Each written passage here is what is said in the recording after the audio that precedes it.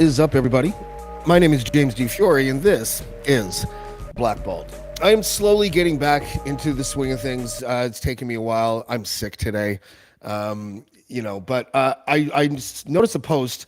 One of my buddies is going on the road, and I wanted to have him back. He's been on the show many times before. I'm really kind of considering actually going to one of these live performances that he does because I just think I want to know, and I'm going to ask him when we talk here. But I want to know is the toxicity between my guest and his former partner, is it real? Because it's the greatest promotional tool of all time. So before I introduce him, just take a look at his promo because I think everyone should go see his live show. So here we go. Ladies and gentlemen, mesdames et messieurs, we are heading out through Ontario for some dates for the 20th anniversary tour. Tickets are selling quickly. Some have already sold out. Come enjoy the toxicity and have a laugh and a drink. And we look forward to it, sort of. Let's keep playing. How about if my robot talk and sing a song? How long can you stand? Please welcome to the show my buddy Spencer Rice, aka Spenny. Spenny, Good to see you. how are you, buddy? I'm well. So, you might not want to give away your secret recipe here, but I am. It's what makes everyone want to go to these live shows with you. It's the 20th anniversary of Kenny versus Spenny. The level of hostility gearing up for these dates can't be overstated. And I am just wondering, even if maybe you don't want to answer this question, or maybe you'll lie to me. I have no idea. But is it real? Is the hostility real? Like, are you friends with Kenny? You have the right idea, but you've gone off track. Oh. The real hostility isn't between Kenny and I, because A, we work together. B, he's a pal through all of it. And yes, he's a douchebag and I get mad at him and he gets mad at me. That's, friendship. The real toxicity is between me and the audience. Right. And I could go on and on and on about it. And it's a very strange position to be in. And there's a lot of moving parts to it. But in terms of the live show, yeah, Kenny's going to be there. He's going to, show videos that make me look bad. That's my job. It's kind of like that old cartoon with the sheepdog and the coyote, right? They're friends. And they chat till bing, game's on. So that's the hostility, and it is real. It is 100% real. No matter how many times they tell me that, we really love you. We're just, it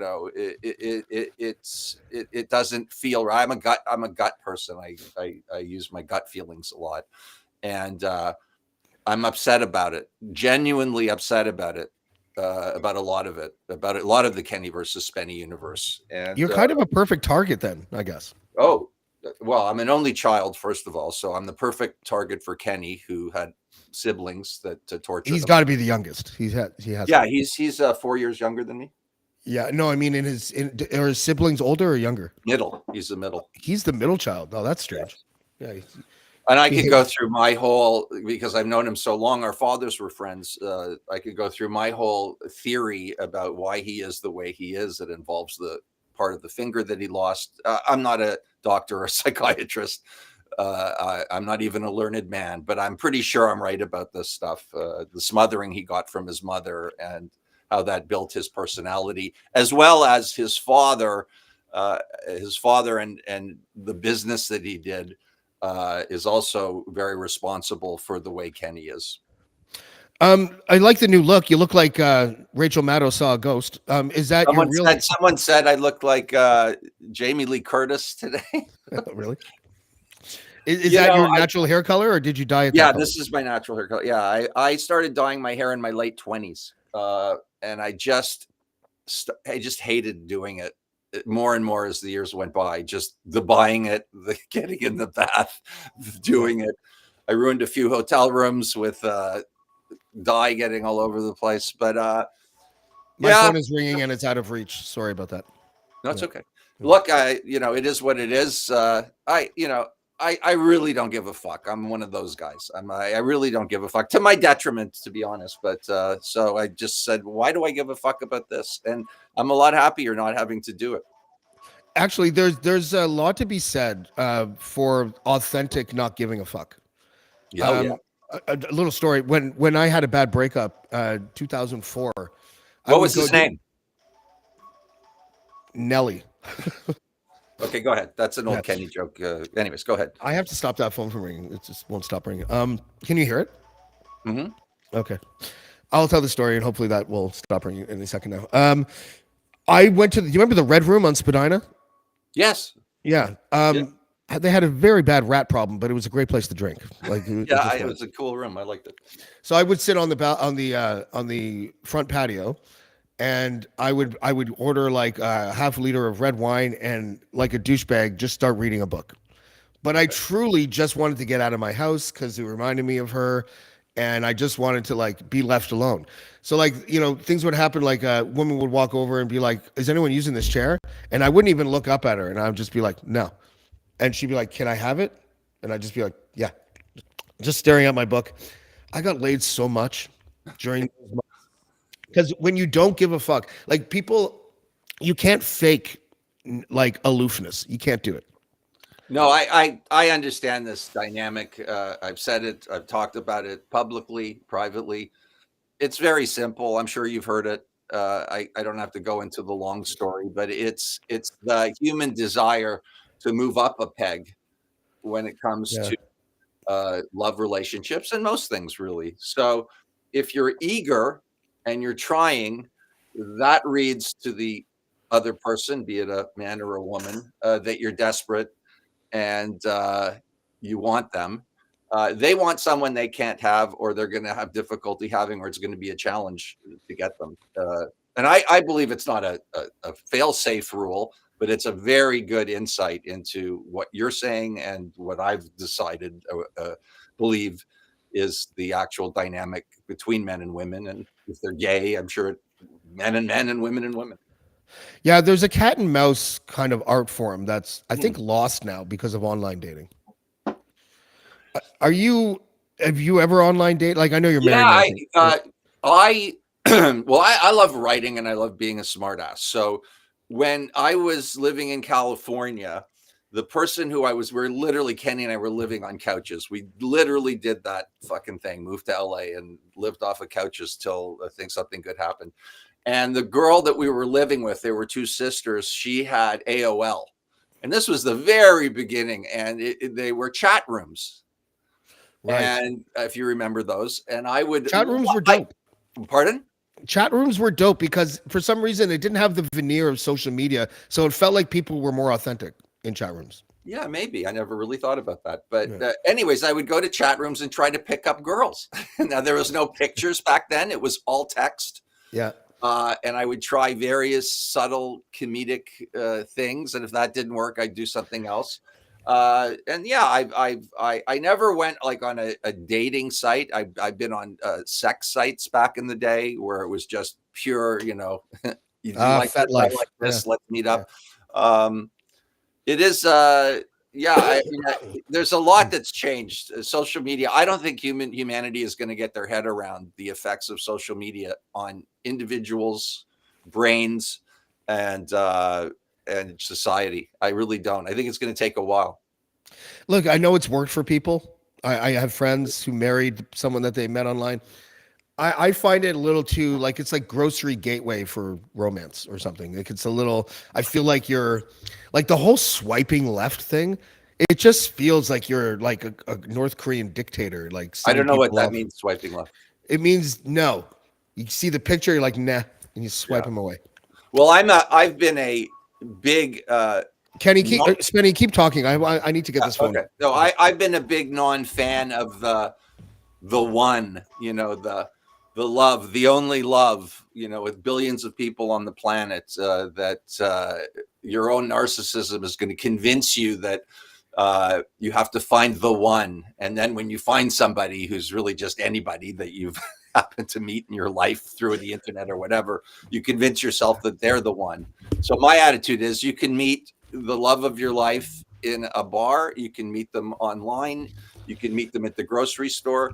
It's just a person that you're attracted to, and that you feel about them that they're worth staying with. That's basically it. I agree with all of that. I only heard the last 6 seconds, but if it had anything to do with the fact that, listen, I can talk to anyone anywhere.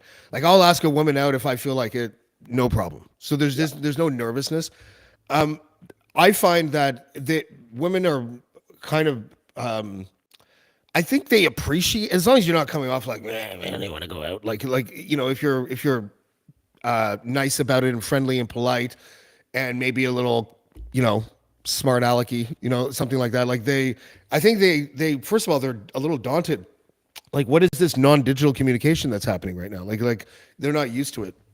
But I also don't want, anyways, I don't know how we're started talking about this, but I also don't want to date anyone right now. And I think that my aloofness, because I now live in a forest. Your mailbox is now filling up with hot broads. Oh, no, it isn't. No, it isn't. Once they heard that you're not looking. I guarantee it. Anyways, okay, so where do you see this final 20th anniversary tour going? When you say final, does that mean that you're not doing it anymore? No. That's just a play on words because it's the last 20th no, anniversary? we've played all over Canada. This is the final. We're hitting cities we haven't hit with this show yet. That's what it's the final of. Okay. I mean, it could be the final. I mean, at any point, either one of us could say we're done or something better comes along. But give me some of the highlights so far. Pardon? Give me some of the highlights so far, and I'll put up the graphics so people can know. Oh, it's really the lowlights that become the attention grabbers. This particular, it's just touring in general. Kenny, I've now had to sign an indemnity agreement, or he would stop touring with me. What's that? What does that mean? Because I've been in physical altercations with these fucking fans, and he doesn't want to get sued. So I was very nice about it because I think he was right. I tend to drink a lot at these things. I've done things where I thought it was funny, but I actually could have sliced somebody's face open and hurt them. So I'm not going to be doing that anymore, even though I've signed the indemnity agreement. I don't want to get sued. I certainly don't want him to get sued for something I've done. I don't know. I can't explain it. It's a very weird thing that we do and we have going. It's hard to explain. I like to think we could do a show in front of people who don't know Kenny versus Spenny and think it's great. And that's kind of what we've tried to do. But this particular tour obviously is the 20th anniversary of Kenny versus Spenny. So we show clips, then we each talk about the clips. It's just become a kind of, Kenny soaking up all the love and me being angry about it. That's basically. So the formula stayed the same. Well, no, it's stayed the same for a while, but no, like initially when we're on television, we didn't do live shows. So I really had no idea. I mean, I knew Kenny was more popular than I am, just as any character who's, kind of bends the rules and does what he wants is going to have more love out there. That's, that I just go to wrestling to realize that when the bad guys became popular in the Attitude Era.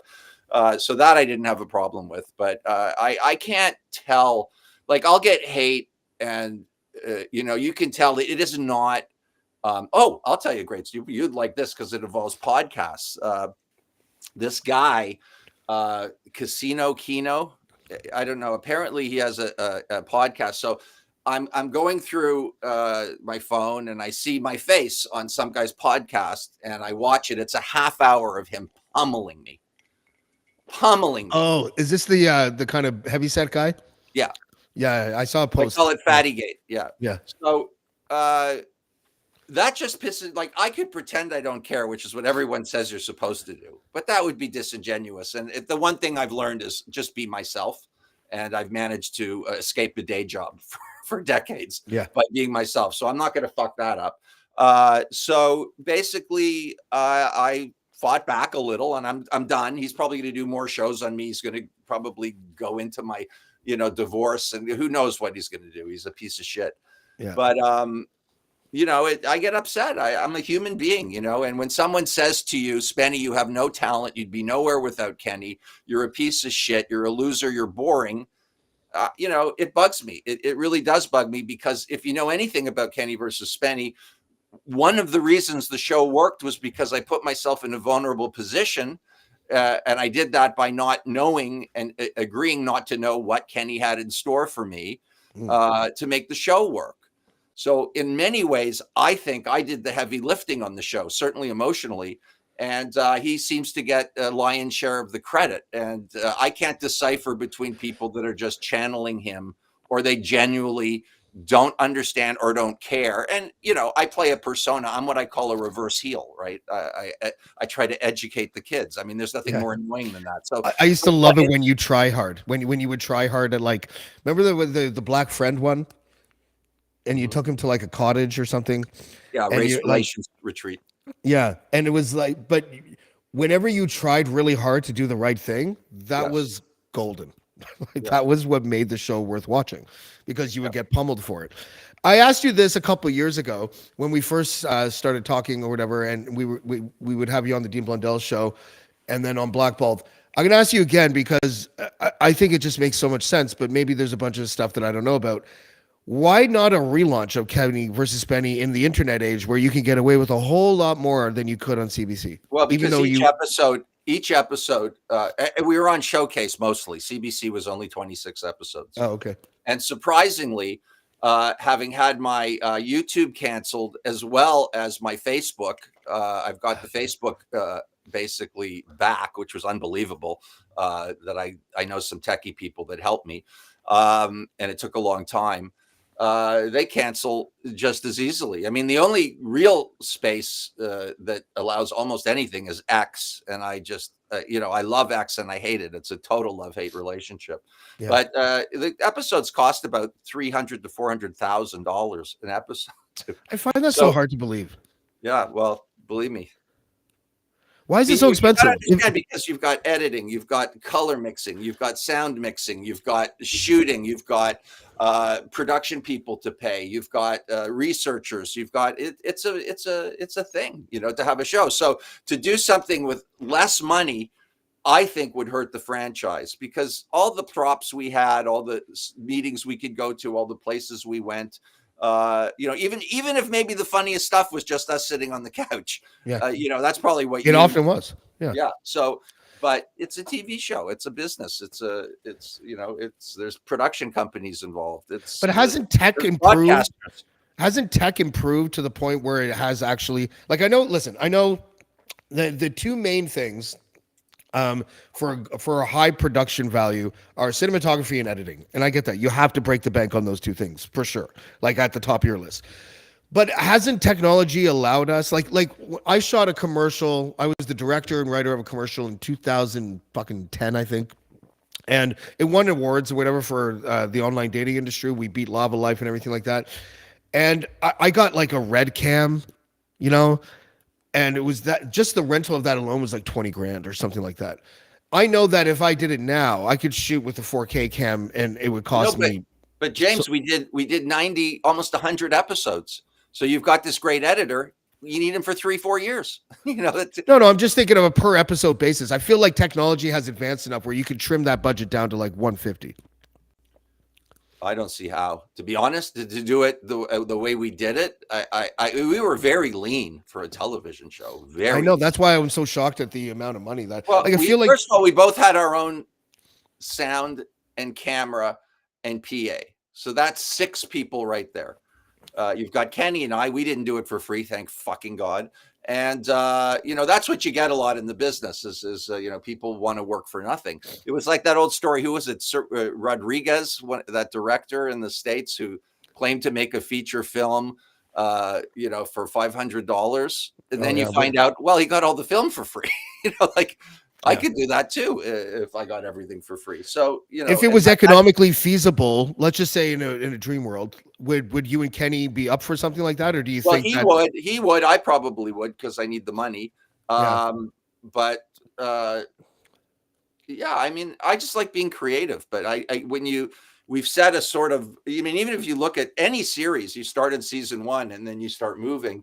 Usually they become better and better and better because you learn more about what you're doing and how to do it better. So, we got to a pretty high level for what we do. I don't know if we could redo that without all the bells and whistles that you need. In fact, I would argue that we've talked about doing a movie and stuff like that. And when we start writing down our ideas of what we do in the competition, it's even more expensive, right? Because, Kenny wants to have a mechanical dinosaur, to eat me. Like, it's just, but that's kind of, I don't disagree with them on that. Like, you kind of have to. Maybe you're right. Cause like, I've been chastised for this throughout my career, but do you know who George Vale is? He's like a pretty famous music video director, did all of the Broken Social Scene, Tea Party, all of those things. Anyways, Danko Jones. I used to write a lot of the music videos that he did. And the first one that I did was for fucking $1.65 maybe. It was like 2003. And I sent the treatment. I was so proud of it, and he's like, he calls me and he's like, James, I just got your treatment. I'm like, yeah, what did you think? It's like, great. If I had $350,000 to make this music video, and I'm like, oh, I'm like, how much do you have? He's like, 50,000. No, he's right. He's right. Sorry, let me tell you something else while you cough your lung out. Yeah, fuck. Along the same lines, I knew a sound mixer, a wonderful guy, had like 12 children, Catholic dude, had in Canada probably the best sound mixing gig, worked out of the best place. I think he did all of what's his name, Agoyan's films, and he did all the high end Canadian films. He was all, so I came out of film school. And we were chatting, and I said, "So he goes, what are you going to do?" I go, I want to direct something, of course, right? Because that's what I did in film school. He said, "Oh, that's going to take about 10 years." And of course, fuck you, no way. It took about 10 years. Yeah, it is what it is. I don't know if that's a right thing or a wrong thing, a good thing or a bad thing, but there's just certain immutable laws, it seems, and some people break them, but very few. Well, I think it's a good idea to break them. I was an ACTRA producer, I guess you would say at the time.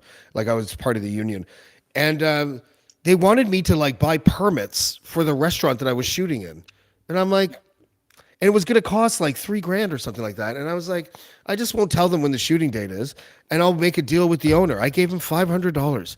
That's guerrilla filmmaking. That's kind of what we did, but you're not supposed to. We were shooting on the streets. You have to be permitted to do that. Imagine shooting in New York, what it costs. It's insane.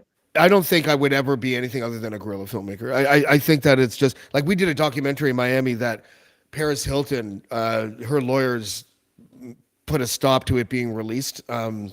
Even though we had our errors and omissions all sorted out, she said that we used a photo of her that was not something that she approved, and I called her Eminem in drag, and she was really upset about it. So apparently, whatever. But we shot at a club all over Miami. We never paid any permits at all. The whole documentary probably cost us like $25,000. I know, but here's the thing. You need someone to distribute it. In television, it's a broadcaster. They usually want to see, they don't want to get sued, right? So it's, there's a lot of checks and balances that aren't good for creatives, but you understand why they're there. I don't understand why some of them are there. As enmeshed as everybody is with the media and everything, I find still many people don't even understand how things work. Well, but I think a lot of us that have nibbled the edges of that industry are completely jaded about it. I've been a copywriter. I've done commercials and stuff. When you find out what ad agencies charge corporations to do commercials, you're like what the fuck? Creative sessions is the most expensive part of making a commercial. And I swear to God, they'll be in a room, and a guy will be tossing a tennis ball. There'll be 3 other people there. They're there for an hour shooting the shit, maybe bouncing some ideas. Have you watched Mad Men? That will cost like $8,000. No, I've never watched that show. You have to watch that. It's such a great series. I've watched it 3 times probably in total now. It's it's about the advertising industry, but you get the real inside look into exactly what you're talking about in the early 60s. That's the timeline for that show. It is what it is. I found as a writer, if you want to write, like my wife used to say, write scripts, you're a writer. And they take a long time. They're very difficult to do, at least for me. And what you get paid in Canada for a script is insane. It's nothing. It's like, It's like 12 10 grand if it does. Yeah. Yeah. You know, you can't, you know, and then, so that's one, but then you think you're going to do 6, 7 more. Good luck with that. You know, there's just so many, so you have to love, and clearly you do, you must love politics. You must love opining because you're still doing it and you find a way to do it. And if you're a guerrilla filmmaker, those are the people that succeed even on a marginal level to a big level, are the people who just have a impulse to do creativity and what they do. And anybody who comes up to me and asks me about how to, you know, the fact that you're asking me means you're probably not on the right track. You know, like it should be a compulsion. For me, it's a compulsion. Writing is a compulsion for me. I wrote in the last week. I've written 12,000 words for my book, and I've just been going and going. The dream. See, this is really interesting because you are more successful in out of the two of us in when it comes to the TV and film. Clearly, I love. I have so many things that I've written that haven't gone anywhere that I just love so much, and to try to find a literary agent, despite the fact that I have, Tell me about it. oh my God, like I have 2 publishing deals right now, and I'm done one book and I'm almost done the other. I can't even for the life of me even get anyone on the phone. Like it's like, but you I have would to- imagine, and I haven't read the stuff. I've read your articles and stuff when you were with Cryer, I guess. I don't know, but they're taboo subjects. They're, you know, that doesn't help either, right? I Like, had a book deal with Mike Bullard oh yeah, 2 years ago, and the focus of Bullard's the on book. the radio, I thought. Well, I don't know what he's doing right now, but the I know his focus of brother, Pat. I like Mike too, but yeah. well, the focus of the book was how he was unfairly railroaded with that thing with Cynthia Mulligan. And while like we had received our advance, and it's very rare to get an advance in Canada, so we got an advance on the publisher. It was like 10 grand, and I was writing the book. He would send me. Oh, he's so funny. He didn't know how to email attachments, so he would type something out, print it out at the library, and then take a photo of it and be like, I sent you the next chapter. And I'm like, you sent me a picture of a fucking piece of paper and you didn't use any punctuation for the entire sheet. This Like, is Mike. yeah, this is Bullard, right? So I'm like, what the fuck? Well, he's a comedian. I mean, No, I know, but that was him being himself. That was just him. But I like Mike. We occasionally chat on whatever social media, but Mark Breslin has told me that he's the best crowd worker he's ever seen. And there's that other guy, the American guy, who's also very good. I can't think of his name right now, of course. Matt Rife?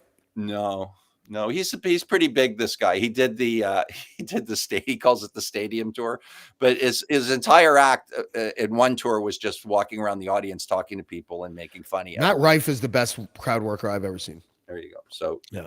And then anyways, to finish that Bullard story, he went on my podcast and then proceeded to call certain female reporter the C word.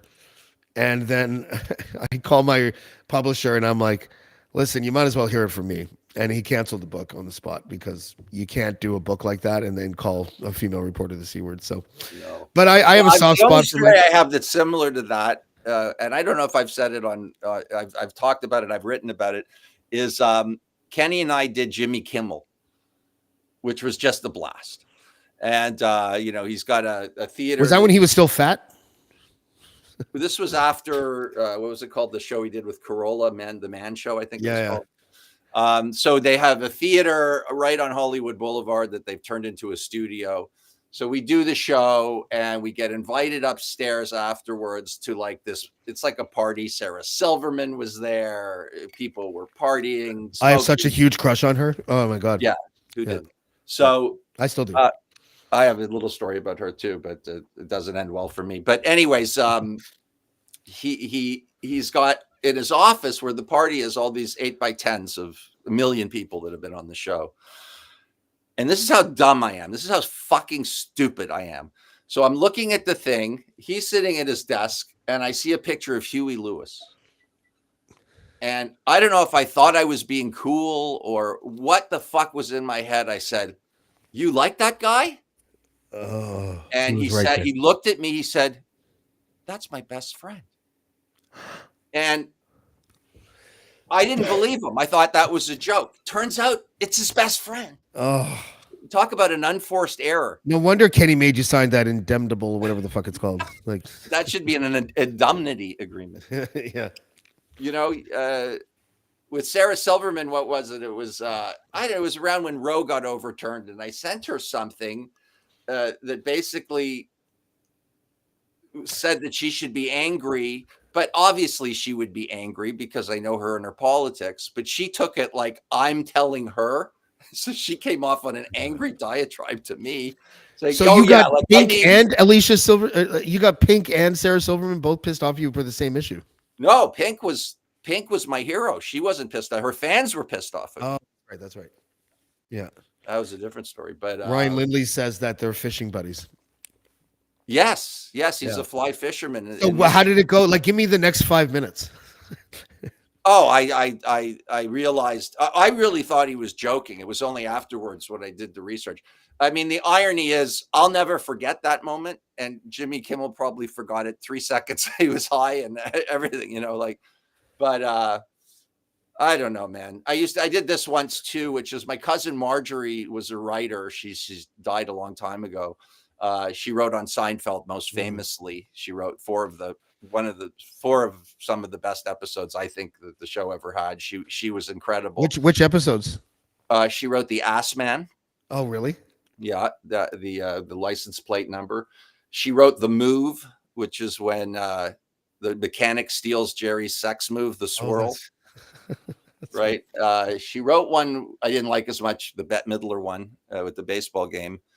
And there was a third. Oh, the one where Kramer's hair, he gets the water pressure in the buildings off. And that was totally. That was a great one. That one. All of her episodes had moments where they were outside in the street. I guess so. All of those episodes, I remember those. Like, do you remember they bought the high pressure shower head out of the back of the van, right?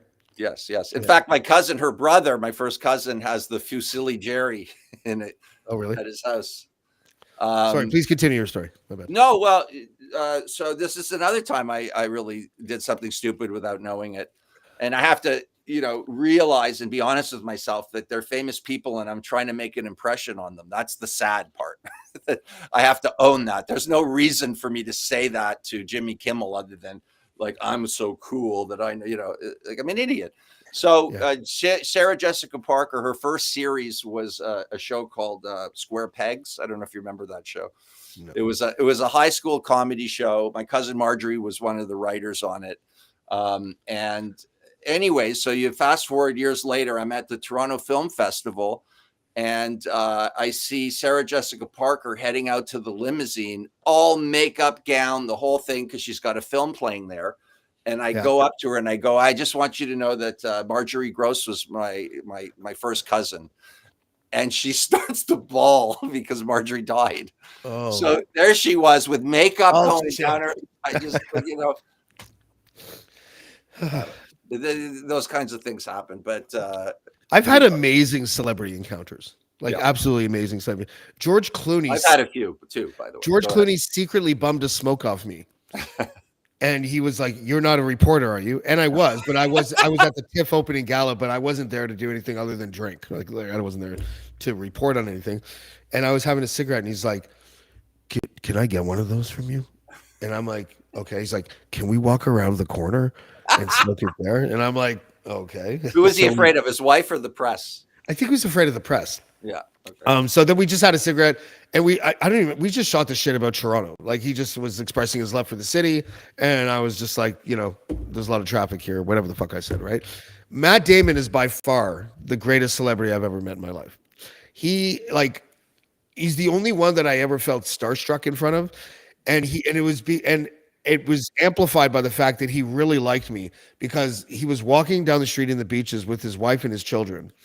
And there are these two, I don't know if they were teenagers or early 20s girls that were like, "Why would you talk to us? Fuck, Matt Damon's here and he wouldn't even find out." And I turned over and I looked at them, and I didn't look at Matt Damon. I just looked at them, and I'm like, because it's fucking family time. That's why. And I waited for the stop to go, and I crossed the street or whatever. And when I got to the other side, he went to turn left, and he looked at me and he's like, "Thanks for that." And I'm like, "No problem." And then I saw him the next day because he was living in the beaches. He was doing some movie in Toronto. He was living in the beaches, and I was down the boardwalk with my son, and he was there with his personal trainer. And we had watched The Martian, I think, like the day before or something like that. Anyways, I'm like, that's the guy that was on TV. And my son was like 1.5. He had no fucking idea. He didn't care. I just said it. And the personal trainer actually made a point to walk up to me, and he's like, Mr. Damon doesn't need to be bothered right now. And Matt Damon comes over, and he's just like, actually, we're in his neighborhood, and he's all right. Oh, wow. Yeah, I'm sorry, Mr. Damon. And we talked for a little bit, and he like saw my son and stuff, and that was that. He was just a great guy. He didn't know, and I didn't bring it up. I had met him like 8-9 years before that at Casa Loma for another TIFF event. Okay. And I was at a previous event, and then the VIP event was afterwards. And me and my buddy went to the back balcony in Casa Loma and just stayed there sipping wine for like an hour and a half while they did the switchover, and just ended up at the party because we never left the previous. Right. So we crashed it. I went upstairs, and there was this blonde girl, and she was like trying to keep her balance. And it was a good spread, good catering, like food, like on tiers and stuff, free beer and all that shit, and like buckets of ice and shit. And this guy appears to my left. I don't look at him. And I'm looking at this girl, and I'm like, I will bet you a beer that she is going to there's going to be food on the floor because of what's happening right now. That's the bet. He's like, I'll take that bet. So I'm like, okay. Maybe 12 seconds later, she fucking elbows a tray of shrimp all over the floor. No, not shrimp. Yeah, buddy leaves. I didn't know who it was. Comes back and hands me a beer, and he's like, guess you won the bet. And it's Matt Damon. And he cheers, winked, and walked away. And I was like, no, that was fucking weird. That was really. Wait a sec. You made the bet with Matt Damon and didn't realize it? I didn't realize it was Matt Damon when I made the bet, because I was in awe of this woman who seemed just totally too hammered for the buffet. Wow. So when he came back and handed me the beer, he's like, I guess you won. And I was like, okay, that's Matt Damon. That's pretty cool. Dee Ramone once took a piss at the urinal beside me. Sweet. I don't know who that is. I wanted to look, but I didn't. Oh, from the Ramones. Really? Yeah, Dee Ramone. You didn't look? Didn't look. It's probably a good idea not to look. You don't want to get caught looking. That's for fun. You got to have some pretty big balls to look. Yeah. I don't think I would tolerate someone else looking. If Kenny was here, well, they need a microscope. You know, like, this is my life. But yeah, I've got great. We'll save some more for other appearances. Yeah. Well, listen, you can catch Kenny and versus Spenny, their 20th anniversary tour. Oh, I'm gonna have to fucking move in. We're in the Hammer tomorrow, I guess. Yeah, announce your shit because I can't see it because I have bad eyes and I'm sick. Hamilton at the Levity Comedy Club. Is that right? I don't know. Yes. Yes. Brantford at the Rope Factory on September 12th, September 13th in Blenheim, Ontario. That is the most Jewish name of a county I've ever heard. I know. Blenheim. September 14th, Tillsonburg, Ontario. Wow, you guys are going to the sticks, eh? Well, these are cities. We've done all the major cities except for Alberta, so we're doing that, and then we're done Canada, and then we got to come up with a new show, which we've already sort of come up with, and that'll be the States and Europe. I'm predicting that indemnity, whatever the fuck contract that you signed with Kenny, will be most relevant in Tillsonburg. That's going to be my guess. Okay, I hope not. I really have to stop doing that. It's not smart. There's nothing good about it. It seems to be that this has been a show where we've talked about the worst moments of my career. I don't mean to do it like that. No, I know. It's just happened. It was organic. Well, listen, I always love having you. I know you've taken a break from podcasts lately. Yes. It's largely due with politics, I believe, right? Yeah. I think I'm just not so much. I'm just afraid of what I'll say because I'm an emotional person that I'll say something I regret. And I mean, all I can say right now is that the amount of anti-Semitism and how it's coming out is, I've never seen anything even remotely close to what's going on right now. Yeah, it is pretty bad. I think people need to like remember that even if you disagree with what a government does, Yeah, it has nothing to no, do but with this is people. these are, I totally agree. I 100% agree with that. You're not anti-Semitic if you don't like Israeli policy, 100%.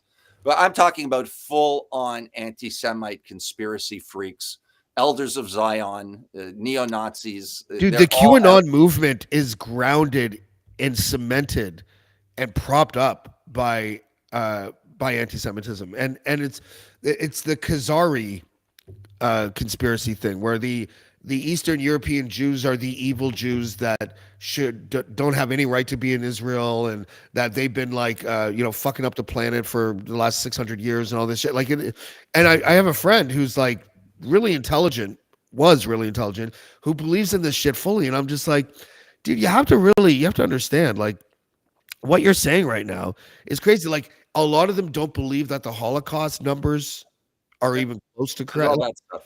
It's all out there. Thank you, Elon Musk. But that's And, Trump's that's a base. show. I'd love to talk to you about freedom of speech, because I know you would have a solid opinion on it. And I think that that's at the heart of what, because you've got now a technology that can reach billions. And if you even mention anything about regulation, then somehow you're in violation of freedom of speech. And I will just end here because I got to go. But you have to, it's like guns, like I've had people tell me that the framers of the Constitution in the US could imagine AR-15s in school shootings, that was in their mind when they did this. So They were stuffing their muskets. I know. Like, It's so crazy. X in particular, it's so crazy, and for me, it's entertaining. I have to be honest. Because people say, "Why are you on it?" And I go, because the same reason I'm going to watch the debate tonight. I'm a political junkie who fucking loves the arena. I love it. So yeah, I'm going to watch the debate too. It'd be nice to have you on after you come back from your tour. Yeah. All right, Spencer Rice, aka Spenny. You can catch him on one of his dates. I will put up the graphic before the end of the show. Thanks for being here, man. I appreciate it. Thanks, James. Always. All right, buddy. Spencer Rice, aka Spenny. Well, that was fun. John Spencer, who is the urban warfare expert, is coming to Toronto on September 12th. I have him tentatively booked for tomorrow. I have to hear back from him, but hopefully on the anniversary of September 11th, I can't think of a more fitting guest. So we'll deal with that. I'm trying to come back slowly but surely, gradually. I'm probably a little bit rusty. I'm sick as hell, but I needed to talk to Spenny because I love him so much. And we'll see you next time on Blackballed. Blackballed. Blackballed. Blackballed. Blackballed.